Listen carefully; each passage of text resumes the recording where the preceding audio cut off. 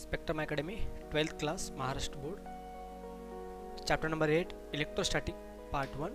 तो हमने इलेक्ट्रोस्टैटिक के बारे में 11th क्लास में बहुत कुछ पढ़ा है। तो उसमें हमें बहुत कुछ जानकारी मिली है। उस हिसाब से हमने वहाँ पे गॉस लॉ स्टडी किया। उससे पहले हमने चार्ज क्या होता है, चार्ज डेंसिटी क्या होती है, चार्ज की प्रॉपर्टीज क्या होती है, चार्ज के ऊपर एक इलेक्ट्रॉन के ऊपर कितना चार्ज होता है, एक इलेक्ट्रॉन का मास क्या होता है, उसका मास इलेक्ट्रॉन का और चार्ज रेशियो हमने देखा है। बहुत सारी कंसेप्ट हमने देखे। उसका जो एंड था 11 चैप्टर में उस गॉस लॉ था। गॉस लॉ तो हमारे 12th को नहीं है, लेकिन गॉस लॉ के एप्लीकेशन से और उस एप्लीकेशन के लिए हमें गॉस लॉ दोबारा समझ में आना चाहिए और एक बार उसको फिर हम देखते हैं। तो गॉस लॉ की स्टेटमेंट है द फ्लक्स, यहाँ पे देखो, flux of the net electric field through a closed surface equal to net charge enclosed by the surface divided by epsilon naught. यानी कि इन्होंने जो बताया कि फ्लक्स को हम क्या बोलते हैं, फाई बोलते हैं। 11th क्लास में हमने देखा है of the net electric field, कोई भी इलेक्ट्रिक फील्ड हो, उस इलेक्ट्रिक फील्ड की जो फ्लक्स होती है जिसे हम फाई बोलते हैं, कोई भी है उस वहाँ पे जो इलेक्ट्रिक फील्ड बाहर आ रही है, कहाँ से बाहर आ रही है, कोई क्लोज्ड सरफेस होगा और तब उसका जो नेट चार्ज होगा तो हम उस जो इलेक्ट्रिक फ्लक्स होगी तो उस charge divided by epsilon not होगी। तो उसे हम फार्मूले के हिसाब से ऐसे लिखते हैं, flux phi is equal to, flux का हम कैसे लिखते हैं, phi equal to obviously electric flux या फ्लक्स ऑफ इलेक्ट्रिक फील्ड, यानी कि इलेक्ट्रिक फ्लक्स बोलते हैं। मैग्नेटिज्म में जाएंगे तो उसे मैग्नेटिक फ्लक्स होती है। यहाँ पे इलेक्ट्रिक फ्लक्स हमने फाई लिखा, phi equal to charge divide by epsilon naught, और उसे इंटीग्रेशन के फॉर्म में हम लिखते हैं integration electric field into ds. तो ऑब्वियसली यही हमारा क्या है, गॉस लॉ है। इसके बारे में हमने 11th क्लास में स्टडी किया है। अब इसी गॉस लॉ को यूज करके, इसी गॉस लॉ का एप्लीकेशन करके हम आगे कुछ कंसेप्ट कैलकुलेट कर सकते हैं। क्या क्या कर सकते हैं, तो हम फर्स्टली देखते हैं यहाँ पे फाई क्या है, फाई तो total flux coming out of the closed surface. Obviously एक क्लोज्ड सरफेस बहुत इंपॉर्टेंट है, क्योंकि जब भी हम गॉसियन सरफेस में, गॉस लॉ में जब भी कोई गॉसियन सरफेस के बारे में डिस्कस करते हैं तभी हमारा गॉस सरफेस क्या होना चाहिए, वो गॉसियन सरफेस क्लोज्ड होना चाहिए, कंडीशन है। और obviously Q means total charge, कहाँ का, तो चार्ज उस क्लोज्ड सरफेस, यानी कि सपोज एक क्लोज्ड सरफेस होगा तो यहाँ पे वो चार्ज होना चाहिए, प्लस क्यू लेंगे या माइनस क्यू, कौन सा भी हो सकता है, तो क्लोज्ड सरफेस के अंदर होना चाहिए वो चार्ज। ठीक है, अब इससे क्या कर सकते हैं, इस लॉ के हिसाब से, यानी कि उस लॉ से, गॉस लॉ के एप्लीकेशन से हम क्या कर सकते हैं, this it gives the relationship between the electric charge and electric field. देखो ये लॉ क्या कर सकता है, हमें इलेक्ट्रिक चार्ज, ये हमारा इलेक्ट्रिक चार्ज और इलेक्ट्रिक फील्ड के बीच में जो रिलेशन है इन दोनों में, वो दिखा सकता है। देख सकते हैं आप, इतना पोर्शन देखो, यहाँ से ये पूरा पोर्शन आप देखेंगे तो ये क्या होगा, इलेक्ट्रिक चार्ज और ये हो गई इलेक्ट्रिक फील्ड, इन दोनों का रिलेशन हम गॉस लॉ से दिखा सकते हैं। ये फर्स्ट बेनिफिट है। सेकंड क्या है, it also provide equivalent method for finding the electric field. ये क्या करता है, ये लॉ क्या करता है, हमें एक मेथड देता है, एक टेक्निक देता है, जिस टेक्निक्स के हिसाब से, जिस मेथड को यूज करके हम क्या कर सकते हैं, फाइंडिंग क्या कर सकते हैं, electric field intensity by relating values of field at a closed surface and total charge enclosed by that surface। यानी कि हम क्या कर सकते हैं, किसी भी सरफेस के ऊपर कोई चार्ज होता है तो उस चार्ज के इलेक्ट्रिक फील्ड कितनी है, इलेक्ट्रिक फील्ड इंटेंसिटी हम क्या कर सकते हैं, कैलकुलेट कर सकते हैं, फाइंड आउट कर सकते हैं। कैसे कर सकते हैं, relating values of field at the closed surface and the total charge enclosed by that surface। जब हमें क्या पता हो सकता है, जब हमें पता है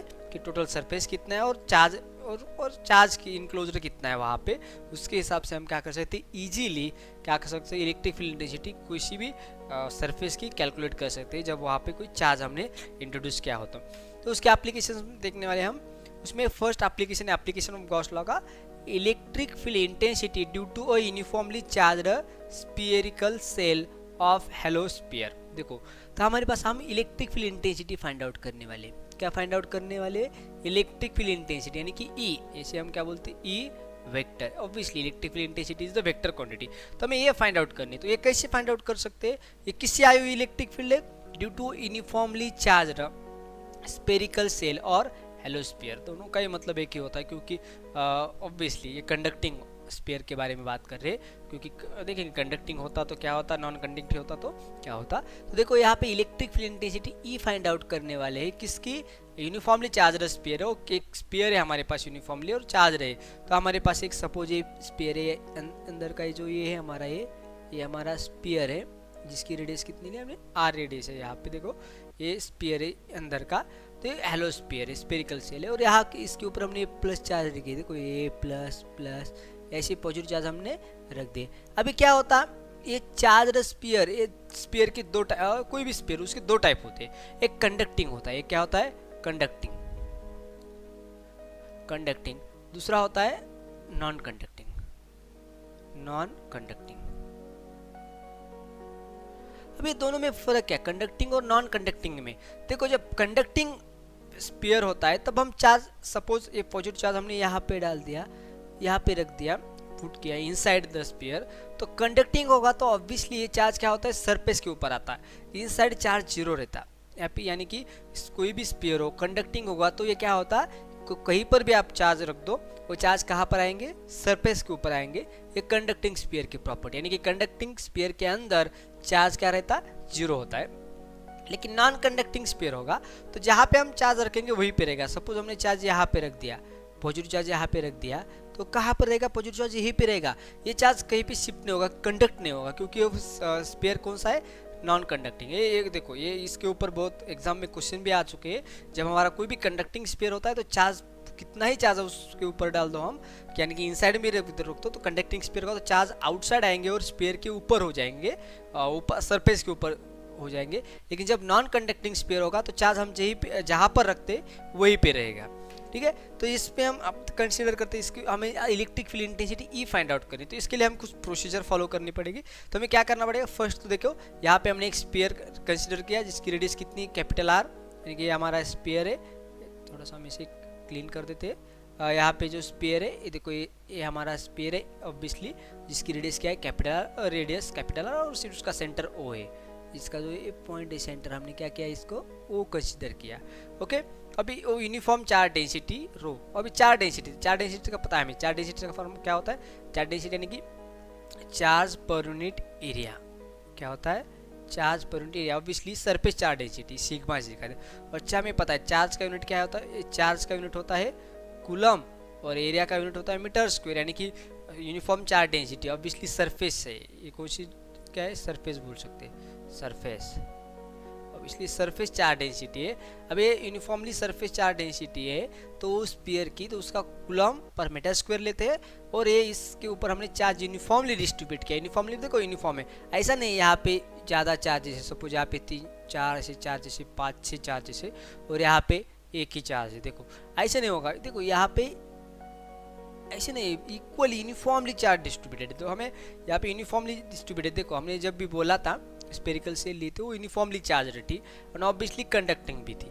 तो इसके लिए हमने अब बाद में हम क्या लेंगे, अभी सभी ये क्या किया हमने, जो स्पीयर है वो किसी मीडियम में, अब ये यहाँ पे सपोज हम मीडियम, ये स्पीयर जो है, स्पीयर एयर मीडियम भी हो सकता है, वाटर मीडियम भी हो सकता है, और कोई ऑयल भी हो सकता है, कौन सा भी, ये बाहर का जो मीडियम है वो मीडियम होता है, और वो मीडियम की कोई परमिटिविटी होती है, हर एक मीडियम की अलग अलग होती है, उसे एप्सिलॉन बोलते हैं, एप्सिलॉन। वो परमिटिविटी उसे डाइलेक्ट्रिक मीडियम बोलते हैं, उस डाइलेक्ट्रिक मीडियम की परमिटिविटी उसे एप्सिलॉन बोलते हैं, हमने 11th क्लास में देखा है। अभी ये एप्सिलॉन जो है उसे हम परमिटिविटी बोलते हैं। तभी हर एक मीडियम की अलग होती है, एयर की अलग होगी, वाटर की अलग होगी, ऑयल की अलग होगी। तो हम यहाँ पे जनरल लेते हैं epsilon equal to epsilon naught into K, और एप्सिलॉन नॉट हम क्या लेते हैं, वैक्यूम की लेते हैं, और एयर की लेते हैं। यहाँ पे जनरली हम क्या लेते हैं, एयर की लेते हैं। Epsilon naught equal to permittivity of the air and K is the, हम उसे कांस्टेंट बोलते हैं, डाइलेक्ट्रिक कांस्टेंट लेंगे हम। तो यहाँ पे देखो ये हमने, ये डाइलेक्ट्रिक कांस्टेंट है हमारा, तो डाइलेक्ट्रिक मीडियम की परमिटिविटी एप्सिलॉन नॉट है। डाइलेक्ट्रिक कांस्टेंट हर एक का अलग होता है, इसलिए परमिटिविटी क्या होती है, अलग होती है हर एक की। ये देखो अब जब प्रॉब्लम सॉल्व करेंगे नीट सीईटी और जेईई के, तब आपको ये बहुत काम में आने वाला है, इसको याद रख दो, ये परमिटिविटी का फार्मूला ये भी। अभी क्या कर सकते हैं हम, अभी हमने क्या किया कि ये हमें पता है, अभी यहाँ पे हमने लिखा सरफेस चार्ज डेंसिटी का फार्मूला क्या था, sigma equal to Q upon area, यानी कि सिग्मा इक्वल टू क्या होगा, क्यू अपॉन एरिया। एरिया अभी ये स्पीयर है, स्पेरिकल सेल है, यहाँ हमने क्या बोला था, ये क्या है, स्पेरिकल सेल है। तो स्पेरिकल सेल होने के लिए इसका मतलब क्या, उसका एरिया क्या होता है, 4 पाई आर स्क्वायर, यानी कि हम क्या लिखेंगे यहाँ पे, एरिया की जगह क्या लिखेंगे, 4 pi capital R square. Capital R क्यों, क्योंकि रेडियस ऑफ दैट स्पीयर। अभी सिग्मा लिखा तो हमें क्यू चाहिए, तो क्यू के लिए हम क्या करेंगे, 4 पाई आर स्क्वायर का क्या होगा, यहाँ पे मल्टीप्लाई में आ जाएगा, यानी कि सिग्मा इंटू 4πr²। देखो तो हमारा टोटल चार्ज क्या होगा, टोटल चार्ज क्या होगा, Q equal to sigma into 4πr²। यही से आया है। यहाँ पे हमें पता है कि सरफेस चार्ज डेंसिटी क्या होती है, चार्ज पर यूनिट एरिया, और चार्ज पर यूनिट एरिया होने की वजह से हमें चार्ज लेना हो तो surface charge density into area लेना पड़ता है, और सरफेस चार्ज डेंसिटी यहाँ पे सिग्मा है और एरिया 4πr² है। तो इसको हमने लिखा, अभी ये हो गया हमारा, इसमें कोई डाउट है नहीं ना, यहाँ तो क्लियर है कि टोटल चार्ज कितना होगा वहाँ पे, सिग्मा इंटू 4πr²। तो आगे चलते बाय गॉस थ्योरम। तो हमें गॉस थ्योरम की हिसाब से पता है, गॉस थ्योरम के according net flux through the closed surface, उसका फार्मूला क्या होता है, ऑब्वियसली अभी हमने देखा कि phi equal to Q upon epsilon naught, यानी कि total charge upon epsilon naught, यानी कि परमिटिविटी। एप्सिलॉन नॉट क्यों लिया, नॉट यानी कि मतलब यहाँ पे मीडियम कौन सा होगा, एयर मीडियम होगा। यहाँ पे हम एप्सिलॉन नॉट ना लिखते हुए सिर्फ एप्सिलॉन लिख सकते हैं। जब सिर्फ एप्सिलॉन लिखेंगे तो क्या होगा, यहाँ पे कौन सा मीडियम हो सकता है, एयर मीडियम हो सकता है। तो एयर मीडियम के लिए के की वैल्यू होती है 1, और आई थिंक वाटर के लिए, वाटर मीडियम के लिए के इक्वल टू 81 ऐसे तकरीबन, हाँ 81 तक होता है, ये अलग अलग होती है हर एक के लिए वैल्यू। तो यहाँ पे देखो एप्सिलॉन लिख सकते हैं, एप्सिलॉन नॉट लिख सकते हो। तो हमने गॉस थ्योरम के अकॉर्डिंग क्या लिया, phi equal to Q upon epsilon लिखा, और एप्सिलॉन नॉट लिखेंगे तो सिर्फ एयर आएगा, एप्सिलॉन लिखेंगे तो कौन सा भी मीडियम हो सकता है। तो हमें पता है where Q is the total charge inside the closed sphere, तो यहाँ पे क्यू क्या है, टोटल चार्ज है यहाँ का, ठीक है। तब क्या करेंगे, हम एक क्यू की जगह एक कोई वैल्यू डाल सकते हैं, देखेंगे क्या होगा। अभी देखो, find the electric field intensity at a point P। तो हमें क्या करना है, अभी हमने ये स्फीयर लिया था, यहाँ पे रेडियस R लिखी थी, और इसका हमने जो चार्ज हमें पता है गॉस का लॉ क्या था, phi equal to Q upon epsilon, ये फार्मूला भी हमें पता है, इसे हम एप्सिलॉन बोलेंगे, ठीक है। तो यहाँ पे क्या होगा, क्लीन करते हैं एप्सिलॉन, ओके। तो to find the electric field intensity at a point P point के हमें electric field intensity find out करनी है इस P पॉइंट के ऊपर। यहाँ पे एक P पॉइंट है, देखो ये P पॉइंट है, और इस P पॉइंट के यहाँ की हमें electric field intensity find out करनी है। अभी ये electric field intensity find out करने के लिए हमें क्या चाहिए, पहले तो हमें उस P पॉइंट का डिस्टेंस चाहिए, R equal to radius of Gaussian sphere passing through the P, यानी कि यहाँ से ये गॉसियन, ये P पॉइंट है, इस P पॉइंट का डिस्टेंस है, कहाँ से, पॉइंट O, यहाँ पे सेंटर हमने O लिया यहाँ से, और ये पूरे डिस्टेंस को हमने R लिख दिया, और ऐसे ही हमने एक स्फीयर ड्रॉ किया। इसे हम कौन सा स्फीयर बोल सकते हैं, गॉसियन स्फीयर। ये कौन सा स्फीयर है, देखो ये जो स्फीयर है यहाँ का, ये कौन सा स्फीयर है, गॉसियन स्फीयर है। और इस गॉसियन स्फीयर के ऊपर एक पॉइंट P है। ऑब्वियसली इस गॉसियन स्फीयर की रेडियस कितनी है, R है, तो इसका मतलब यहाँ से सेंटर से इस P पॉइंट का डिस्टेंस भी कितना होगा, R, और वही क्या होगी, गॉसियन स्फीयर की रेडियस होगी। अब हमने क्या किया, इस P पॉइंट की जगह यहाँ पे एक एरिया सेलेक्ट किया, उस एरिया कितना सेलेक्ट किया, DS, यानी कि DS small area at a point P on the Gaussian surface. ये गॉसियन सरफेस के ऊपर जो एरिया है, स्मॉल एरिया, उस एरिया को हमने DS बता दिया, और स्मॉल एरिया की वजह से हम DS लिखेंगे, और यहाँ पे एरिया DS लिख दिया। अब क्या होगा, due to a symmetry and sphere being concentric, देखो ये हमारा स्पीयर कैसा है, कॉन्सेंट्रिक है, यानी कि दोनों स्पीयर, ये इनर स्पीयर और ऑब्वियसली चार्ज कंडक्टिंग स्पीयर है, और आउटर स्पीयर है जो हमारा गॉसियन स्पीयर है। अभी दोनों स्पीयर कैसे, कॉन्सेंट्रिक है, यानी कि दोनों का सेंटर एक ही है, स्पीयर का भी सेंटर O है और इनर स्पीयर का भी O है, गॉसियन स्पीयर का भी O और इनर स्पीयर का भी O। अभी और सिमेट्री, सिमेट्री का मतलब क्या है, अभी देखो सिमेट्री यानी कि ये देखो ऐसे due to the symmetry and sphere, यानी कि सिमेट्री यानी कि यहाँ पे जो चार्ज है तो यूनिफॉर्मली डिस्ट्रीब्यूटेड है और सिमेट्रिकल है, ऑल डायरेक्शन में सेम है। तो the electric field at each point on the Gaussian surface has same magnitude. अभी देखो तो ऐसे हो, कॉन्सेंट्रिक है और हर जगह ये यूनिफॉर्म चार्ज डेंसिटी है, इसका मतलब ये यहाँ पे हमने P पॉइंट लिया और यहाँ पे Q पॉइंट लिया और यहाँ पे R और नहीं सकता हम A पॉइंट लेंगे, यहाँ पे का B पॉइंट लेंगे। तो ये इस स्पीयर के ऊपर, आउटर स्पीयर के बारे में बात करें हम, गॉसियन स्पीयर के, कहीं पर भी आप क्या करेंगे, इलेक्ट्रिक फील्ड इंटेंसिटी कैलकुलेट करेंगे तो क्या आएगी, उसकी इलेक्ट्रिक फील्ड इंटेंसिटी क्या आएगी, सेम आएगी, उसकी मैग्नीट्यूड क्या आएगी, सेम। ऑब्वियसली डायरेक्शन अलग होगी लेकिन मैग्नीट्यूड क्या होगी, सेम होगी। यानी कि यहाँ पे ड्यू टू अ सिमेट्री, किसकी वजह से, सिमेट्री और कॉन्सेंट्रिक होने की वजह से electric field at each and every point on the Gaussian surface, ये हमारा क्या है, बाहर का जो है ना वो गॉसियन सरफेस है, गॉसियन स्फीयर है, उसके ऊपर कोई भी पॉइंट ले लो, उसकी इलेक्ट्रिक फील्ड इंटेंसिटी की मैग्नीट्यूड क्या होती है, सेम होती है, and it is directed outward, और उनका डायरेक्शन क्या होता है, आउटवर्ड इलेक्ट्रिक फील्ड इंटेंसिटी। देखो इस पॉइंट के ऊपर लेंगे डायरेक्टली आउटवर्ड, यहाँ पे पॉइंट लेंगे तो इलेक्ट्रिक फील्ड आउटवर्ड है, इस पॉइंट पे लेंगे तो भी आउटवर्ड है, यहाँ पर लेंगे तो भी आउटवर्ड, यानी कि इलेक्ट्रिक फील्ड इंटेंसिटी, लेकिन आउटवर्ड कैसी है, रेडियली आउटवर्ड। तो रेडियली आउटवर्ड इसे बोलते हैं। देखो यहाँ पे हमने ये पॉइंट लिया, इलेक्ट्रिक फील्ड इसी डायरेक्शन में भी है, इस डायरेक्शन में भी है, ये भी इलेक्ट्रिक फील्ड है, ये भी इलेक्ट्रिक फील्ड है, ये भी इलेक्ट्रिक फील्ड है, और ये भी इलेक्ट्रिक फील्ड है। ठीक है, यानी कि हमारी इलेक्ट्रिक फील्ड जो है तो ऑल डायरेक्शन है अलोंग द रेडियस बाहर आ रही है, इसीलिए हम क्या बोलते हैं, रेडियली बोलते हैं और आउटवर्ड बोलते हैं। तो हमारी इलेक्ट्रिक फील्ड कैसी है, रेडियली आउटवर्ड। अब क्या करेंगे, the angle between the direction of electric field E and the normal to the surface of that Gaussian sphere और that small surface ds is 0। देखो यहाँ पे अब देखोगे ये इलेक्ट्रिक फील्ड जो है ना, ये नॉर्मली आ रहे हैं। नॉर्मल यानी कि मतलब देखो हमारे सपोज हमारे यहाँ पे एक हमने इस एरिया को हम लार्ज कर देते, सपोज ये एरिया हमारा क्या है, ds है। अब ये जो इलेक्ट्रिक फील्ड आ रही है, यहाँ पे जो इलेक्ट्रिक फील्ड आ रही है, ये इलेक्ट्रिक फील्ड ऐसी परपेंडिकुलर नॉर्मली बाहर आ रही है, ऑब्वियसली डायरेक्टेड है।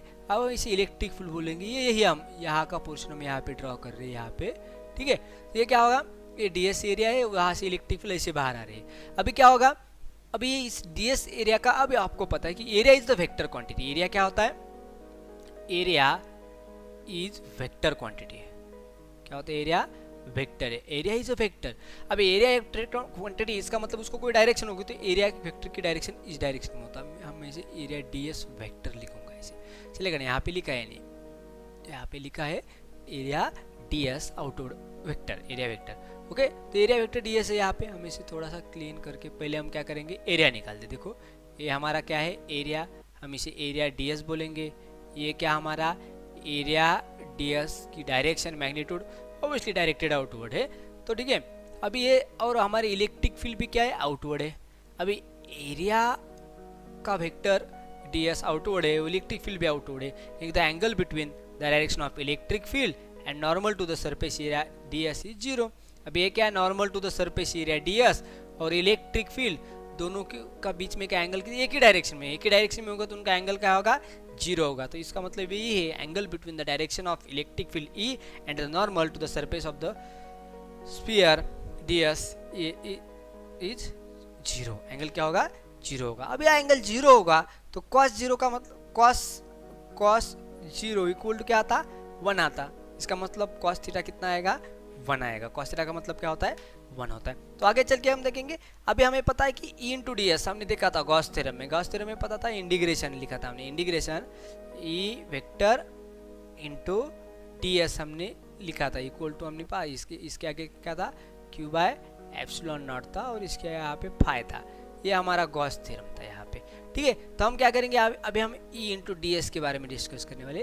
देखो सिर्फ E इंटू ds हमने तो ये निकाला, q बाय एप्सिलॉन की वैल्यू निकाली हमने, q बाय एप्सिलॉन की वैल्यू हम निकाल सकते हैं। हमने लिखा था क्या होता, q इक्वल टू क्या आया था हमारे वहाँ पे, सिग्मा इंटू 4 पाई r स्क्वायर आया था। अभी हम क्या करेंगे, अभी E इंटू ds की वैल्यू निकालेंगे, E इंटू ds की वैल्यू निकालेंगे। हमें फाई की जरूरत नहीं, हमें सिर्फ ये दोनों के बारे में डिस्कस करने वाले हैं अभी। ठीक है, अभी इसकी value q by epsilon naught की वैल्यू आ सकती है, q by epsilon naught equal to क्या आएगा, 4 पाई, ये सिग्मा है, 65 नहीं, सिग्मा है, सिग्मा अपॉन एप्सिलॉन नॉट होगा। अभी ये हमारा फार्मूला हो जाएगा। अभी आगे देखने वाले, अभी हम E इंटू ds के बारे में देख रहे हैं। अभी E vector into ds vector is equal to क्या था, अभी इसके ऊपर डॉट प्रोडक्ट है, तो हमें पता है कि डॉट प्रोडक्ट की जगह हम क्या लिखते हैं, कॉस लेते हैं। जब डॉट प्रोडक्ट होता है तो उसे कॉस प्रोडक्ट बोलते हैं। तो यानी कि magnitude of E vector into magnitude of area into cos theta. लेकिन ये कॉस थीटा की वैल्यू क्या है, 1 है, तो सिंपल इसका इक्वेशन क्या आएगा, ऑब्वियसली E इंटू ds, यानी कि ये इतना ही E इंटू ds ही यहाँ पे आएगा, यानी कि flux phi through the area ds, यानी कि इसे हम क्या बोल सकते हैं, फ्लक्स बोल सकते हैं। मैं यहाँ पे लिखा था, एक बार फिर लिखते हैं हम गॉस लॉ को। तो गॉस लॉ क्या था हमारा, फाई यानी कि flux equal to q by epsilon naught equal to integration obviously closure integral E vector dot ds vector. देखो अभी flux through the area ds, अभी ये फ्लक्स थी, टोटल फ्लक्स थी। हमें टोटल फ्लक्स नहीं चाहिए, सिर्फ इस एरिया ds से पास होने वाली फ्लक्स फाई चाहिए। तो फ्लक्स हमें निकालने के लिए हम क्या करेंगे, उसको सिर्फ इतना ही लेंगे हम, ये इलेक्ट्रिक फील्ड डॉट ds, दोनों का डॉट प्रोडक्ट लेंगे। तो दोनों का डॉट प्रोडक्ट कितना था, E इंटू ds। अब इसका मतलब क्या होगा कि हमारी फ्लक्स थ्रू, अभी हमने d फाई लिखा है, इसको टोटल फाई नहीं लिखा। यहाँ पे क्या है, d फाई, हम स्मॉल फ्लक्स निकाल रहे हैं। तो E इंटू क्या आएगी, d यस आ जाएगी। अब टोटल फ्लक्स करने के लिए हमें क्या करना पड़ेगा, देखो हमारा total flux phi equal to क्या फार्मूला है, ये यहाँ इंटीग्रेशन है, तो हमें क्या करना पड़ेगा, इसको इंटीग्रेशन में लेना पड़ेगा। तो क्या करेंगे हम, total phi flux phi equal to integration, अभी देखो ये क्लोज इंटीग्रल है, देखो गॉस लॉ इसका मतलब क्या होगा, क्लोज इंटीग्रल होगा, E vector electric field vector into area vector equal to obviously, तो हमें इसकी वैल्यू हमने अभी फाइंड आउट की है, जो यहाँ पर है क्या है हमारी ई इंटू डी एस है, तो E into D S put की। अब ये क्या है, कांस्टेंट इलेक्ट्रिक फील्ड, तो हमने बताया था कि यहाँ पे आप कोई सरफेस में कहीं पर भी मूव हो जाओ तो इलेक्ट्रिक फील्ड इंटेंसिटी क्या होगी, गॉसियन सरफेस के ऊपर उसकी मैग्नीट्यूड सेम रहती है, तो इलेक्ट्रिक फील्ड इंटेंसिटी की मैग्नीट्यूड को हमने बाहर निकाला, तो इंटीग्रेशन का क्या होगा, किसका इंटीग्रेशन का, सिर्फ एरिया का। अब इस एरिया का इंटीग्रेशन क्या आता है, देखो ये सिर्फ एरिया का इंटीग्रेशन के बारे में, इसके बारे में हम देखेंगे, equal to 4 pi small r square. अभी ये क्या है, देखो अभी आपको इंटीग्रेशन नहीं हुआ होगा, लेकिन इंटीग्रेशन का जनरल मतलब आप देख सकते हो। मुझे एक बात बताओ, यहाँ पे इंटीग्रेशन का मतलब क्या है, सपोज यहाँ पे एरिया स्मॉल एरिया, यहाँ पे ds है, इंटीग्रेशन का मतलब इस एरिया को बढ़ाना, जनरली हम क्या लेंगे, इस एरिया को बढ़ाकर कितना बना सकते हैं, तो अभी सपोज मुझे बताओ कि इस एरिया को हम कितना बढ़ा सकते हैं, बढ़ाकर हम इस एरिया को बढ़ाना चाहेंगे तो कितना बढ़ा सकते हैं, सपोज हमने इस अर्थ के ऊपर है और हम ज़्यादा ज़मीन खरीदने चाहते हैं, तो हम ज़्यादा से ज़्यादा कितनी ज़मीन खरीद सकते हैं, जितनी अर्थ का सरफेस ही उतना है। वैसे ही यहाँ पे जो एरिया ds है उसको हम कितना बढ़ा सकते हैं, ज़्यादा से ज़्यादा इतना सरफेस, ये स्पीयर है ना जो हमारा, ये स्पीयर के ऑब्वियसली कौन सा स्पीयर है, गॉसियन स्पीयर है, कौन सा स्पीयर है, हम गॉसियन स्पीयर है, इस गॉसियन स्पीयर के सरफेस का जितना ही हम उसका इस ds को बढ़ा सकते हैं, यानी कि हमारा टोटल सरफेस एरिया कितना होगा इस गॉसियन सरफेस का, और गॉस सरफेस का एरिया कितना होता है 4 पाई, और उसकी रेडियस कोई भी स्पीयर का रेडियस 4 पाई आर स्क्वायर, यानी कि यहाँ पे हम बाहर का एरिया गॉसियन स्पीयर का एरिया ले रहे, इसका मतलब हमें रेडियस भी गॉसियन स्पीयर की लेनी चाहिए, यानी कि 4 पाई और गॉसियन स्पीयर का रेडियस का स्क्वायर, यानी कि पूरा गॉसियन, यानी कि इस एरिया ds को हम बढ़ाएंगे तो ज़्यादा से ज़्यादा कितना हो सकता है 4 पाई स्मॉल आर स्क्वायर, यानी कि इसका इंटीग्रेशन कितना आएगा, integration close integral ds equal to 4 pi small r square, और यहाँ पे हमने लिख दिया स्मॉल आर स्क्वायर। यहाँ पे स्मॉल आर का मतलब है वो गॉसियन स्पीयर की रेडियस, हमने देखा है इससे पहले, ठीक है। फ्रॉम इक्वेशन 1 एंड 2, तो हमारा इक्वेशन 1 क्या था, इक्वेशन 1 था Q equal to sigma into 4 pi capital R square, जो कि हमने इस चार्ज स्पीयर के बारे में निकाला था। और इक्वेशन 2 क्या है हमारा, phi equal to E into 4 pi R square small r square, okay. और हमारा जो इक्वेशन गॉस लॉ था, गॉस लॉ का मतलब क्या, phi equal to Q upon epsilon naught integration into ds, इसका मतलब तो phi equal to Q upon epsilon naught हम लिख सकते हैं। तो हम यहाँ पे क्या लिखेंगे, अभी देखो फाई का मतलब क्या था, अभी ये कैसे आया, हमें पता था फाई इक्वल टू क्या है, Q upon epsilon equal to integration E dot ds, okay. अभी हमने क्या किया, अभी यहाँ पे क्यू अपॉन एप्सिलॉन लिखा, क्यू अपॉन एप्सिलॉन का मतलब क्या है फाई, ओके। और इस ऑप्शन एप्सिलॉन का मतलब क्या है, integration into E into ds, और इंटीग्रेशन ई इंटू ds को हमने निकाला, कितना आया वो, देखो यहाँ पे जब क्लीन करके देखेंगे क्लियरली, तो यहाँ पे लेंगे इंटीग्रेशन ई डॉट ds का कितना आया, E into 4 pi R square, तो हम यहाँ पे क्या लिख सकते हैं, Q upon 4 pi epsilon naught equal to E into 4 pi R square लिखते। लेकिन अब हमें पता है क्यू का वैल्यू क्या है, क्यू की वैल्यू क्या है, यहाँ पे लिखेंगे क्यू की वैल्यू हमने लिखी क्या, सिग्मा, यहाँ पे हम क्लीन करेंगे थोड़ा सा, तो हम क्या करेंगे, इसको हम यहाँ पे लिखेंगे, यहाँ पे इक्वल टू ये क्यू की वैल्यू क्या हमारे, sigma 4 pi capital R square divided by, नहीं यहाँ पे आप बाद में डाल देंगे, पहले क्या करेंगे, यहाँ पे जो किया है देखो यहाँ पे किया है, तो पहले हमें ई कैलकुलेट करना है, यहाँ पे क्या करना है, ई कैलकुलेट करना है, तो ये 4 पाई यहाँ पे मल्टीप्लाई में, यहाँ पे डिवाइड में आ जाएगा इसकी साइड में, तो क्या आएगा, E equal to a Q as it is divided by 4 pi R square epsilon naught, ये आ गया।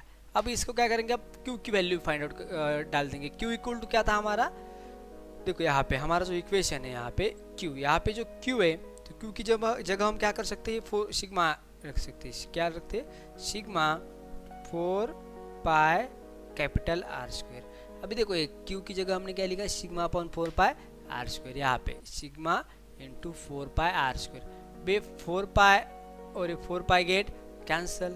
तो हमारा इक्वेशन क्या आ जाएगा, हमें पता है क्यू आएगा ये, क्योंकि क्यू इज इक्वल टू क्या है sigma into 4 pi R square.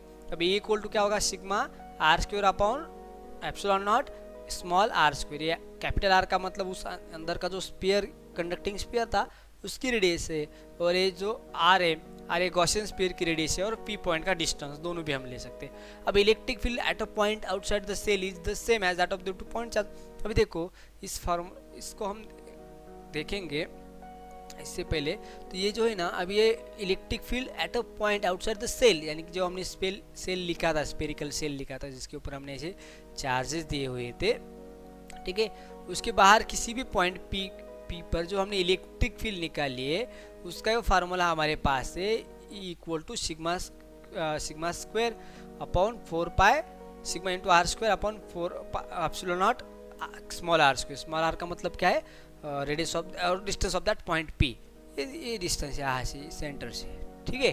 अभी क्या electric field at a point outside the shell, यानी कि ये जो इलेक्ट्रिक फील्ड किसके लिए, सेल के, इस सेल के लिए, यहाँ पे हम कैसे क्या बोलेंगे, यहाँ पे इसे सेल बोलेंगे, इस same as that of the two point charge, यानी कि ये सेल के लिए जो होगी वही इलेक्ट्रिक फील्ड का फार्मूला किसके लिए होगा, पॉइंट चार्ज के लिए, यानी कि पॉइंट चार्ज होगा या सेल होगा, दोनों के लिए हम यही फार्मूला क्या कर सकते हैं, यूज कर सकते हैं, कॉमन फार्मूला है, ठीक है।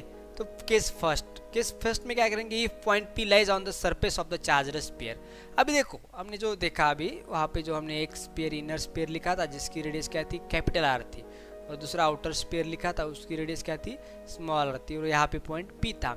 अभी कंडीशन क्या है, P lies on the surface of the charged sphere, यानी कि P पॉइंट अभी यहाँ पर नहीं, तो P पॉइंट यहाँ पर होगा, तो R का मतलब क्या है, P का डिस्टेंस, तो P पॉइंट यहाँ पे होगा सरफेस के ऊपर इनर स्फीयर के, तो इसका मतलब स्मॉल r क्या होगा, कैपिटल R, ये डिस्टेंस, तो कैपिटल R और स्मॉल r इक्वल होंगे, तो हमारा इक्वेशन क्या बनेगा, इक्वल टू, हमें पता है Q upon 4 pi epsilon naught 4 pi R square epsilon naught, यहाँ पे उसको सिग्मा की वैल्यू रख दी है 4 पाई गेट कैंसल। अब ये जो हमारा R है ये आर स्क्वायर, दोनों आर है, स्मॉल आर की जगह हमने कैपिटल आर लिख सकते क्योंकि small r is equal to capital R है, दोनों ही कैंसिल हो जाएंगे, तो क्या आएगा सिग्मा अपॉन एप्सिलॉन नॉट। यानी कि जब भी हम क्या करेंगे, जब भी पी पॉइंट, जो पी पॉइंट है जहाँ पे इलेक्ट्रिक फील्ड हमें फाइंड आउट करनी है वो इस सरफेस के ऊपर होगा या सरफेस के ऊपर होगा, तो उसकी इलेक्ट्रिक फील्ड इंटेंसिटी क्या होगी, ये इतनी होगी, कितनी, सिग्मा अपॉन एप्सिलॉन नॉट। यहाँ पे नहीं, और यहाँ पे जो कोई सरफेस के यहाँ से कहीं पर भी होगी तो यहाँ पे हमें क्या करना पड़ेगा, capital R square upon small r square, ये फार्मूला लेना पड़ेगा, यहाँ पे ऐड करना पड़ेगा यहाँ से, ठीक है। अब next P, if point P lies inside the sphere sigma equal to 0। अब देखो यहाँ पे मैंने बोला था अभी कंडक्टिंग स्फीयर के लिए भी है, सब ये कंडक्ट स्फीयर लिखा था हमने, यहाँ पे रेडियस आर थी।